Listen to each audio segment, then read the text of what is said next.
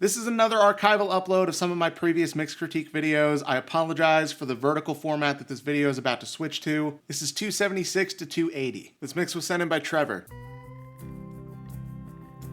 Okay, dude, this is like super quiet. Like, my hard drive is louder than this track is right now. I'm gonna turn this up. Another bucket kicked, gone way too quick. I mean, honestly, it doesn't sound that bad. Like, really, the only issue is the guitar is maybe just a little bit muddy, so cut a little bit of some low mids out of the guitar, just a little bit, mind you, not a bunch. Other than that, like, it's a vibe. It's kind of like an acoustic indie thing. Like, for the genre, it definitely sounds okay. The guitar sounds pretty good other than being a little bit muddy. The vocals sound cool. I like the effects on the vocals. He's gone, gone.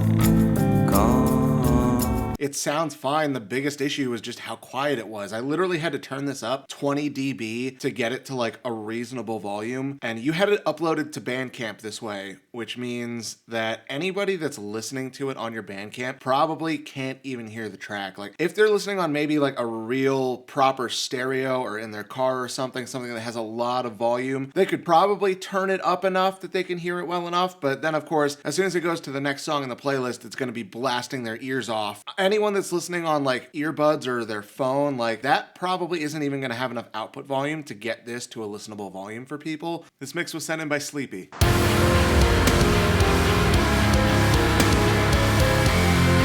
All right, it doesn't sound too bad so far. It's maybe a little overpowering in the low end and the low mids, and it seems like it's lacking a good amount of the mid-range. The high end sounds really good. The low end sounds good, even though it's a little overpowering, but it feels a little empty. And definitely with the little bit of overpowering in the low mids, like that balance is making it feel really off. It's making it feel really dark, which isn't always a bad thing, but just like the hollowness of that lacking mid-range is definitely a problem.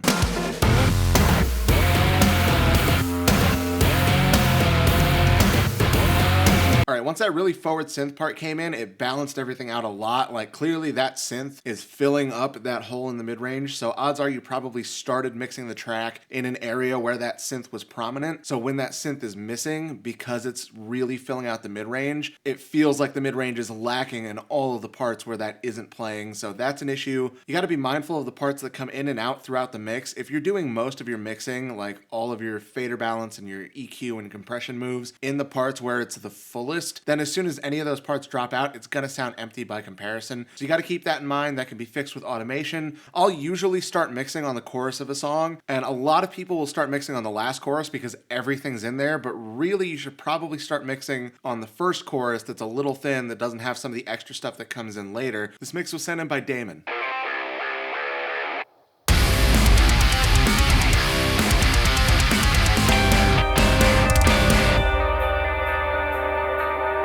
Okay, so that intro sounded great. Honestly, the only note I have for that intro section is that I wish the bass was cutting through a little bit more. But other than that, that sounded really good. Then when we get into this interlude part, there's probably a little bit too much top end, but it's sounding really good so far overall.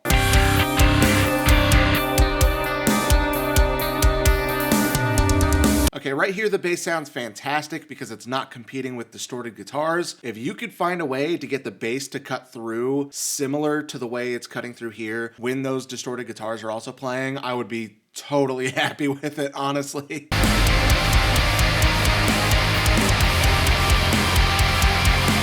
Yeah, man, honestly, this sounds phenomenal. It's really just those two notes. I wish the bass was cutting through a little bit more when that distorted guitar is also playing, and the synths are cutting through a little too much in the high mids. You got to cut some of those out, especially because you mentioned that you're going to be adding vocals to this. I can guarantee you as soon as you add vocals, those high mids and the synths are going to be fighting with the vocals for the forefront, so that's going to be a problem. Just dip some of the high mids out, like anywhere from like 1.5K up to like 5 or 6K. It could even be up that high. A little bit of a dip in those high mids and the synths will leave you a place for the vocals to sit without things getting too overpowering. But honestly, other than those two things, this is a really good mix. This mix was sent in by Jack.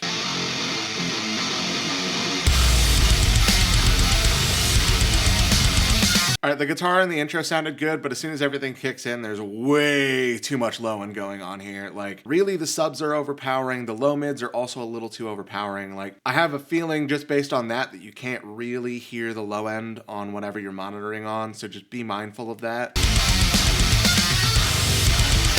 Yeah, and honestly, the cymbals are really harsh as well. Like, you definitely have a huge smiley face EQ going on here. You've clearly cut a lot of mid-range out of a lot of stuff. So now we're just left with overwhelming low end and piercing high end. Like, the mid-range of the guitars still sounds pretty good overall, but it seems like all of the other elements in the mix, you've just taken so much mid-range out of. Either that or you've just straight up boosted the lows and the highs, especially on the drums, way too much. Really, it feels like you've cut a lot of mid-range out of everything. Again, you didn't do too much out of the guitar, which is good, but you still cut a little out of the guitar. You've definitely cut a lot out of the bass. It's partially you're taking too much out of the mid-range, and it's partially just a levels thing.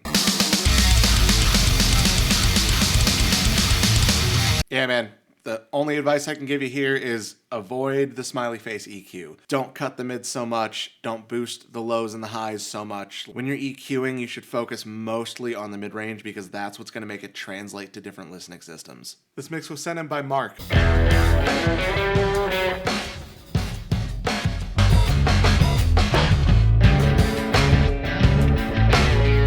First of all, man, the song itself is kind of boring. The intro was too long. Once other things started actually coming in, it didn't really get any more interesting. It's really, really muddy. Like, just everything sounds like there's just like a film over it. Part of it's the bass. It sounds like you boosted the low mids too much in the bass and not enough of the high mids. So you got to clean that up a little bit. The guitar sounds pretty good. The drums, I don't know if it's a reverb that you added or if you just didn't really EQ those well either, but just like the whole rhythm section just sounds really, really muddy and like kind of far away. I will catch you in this falling dream. Vocals are also really muddy. I'm assuming this was more of a monitoring issue during the mix than a tracking issue, but it's possible that you were recording into something that has way too much low end response. But the vocal also sounds muddy. It's also not in tune with the track. Like, the vocalist is noticeably out of tune, like too much. Also, the vocal double is a little too prominent. Normally when you have double vocal, the double's a little farther back, it's thinned out a little bit more. In this, it sounds like it's pretty much exactly at the same level as the original vocal, which just sounds weird, but it's made even worse by the fact that the vocals are so pitchy. If the performance was way tighter and way more on key, you could probably get away with those vocals being at the exact same level,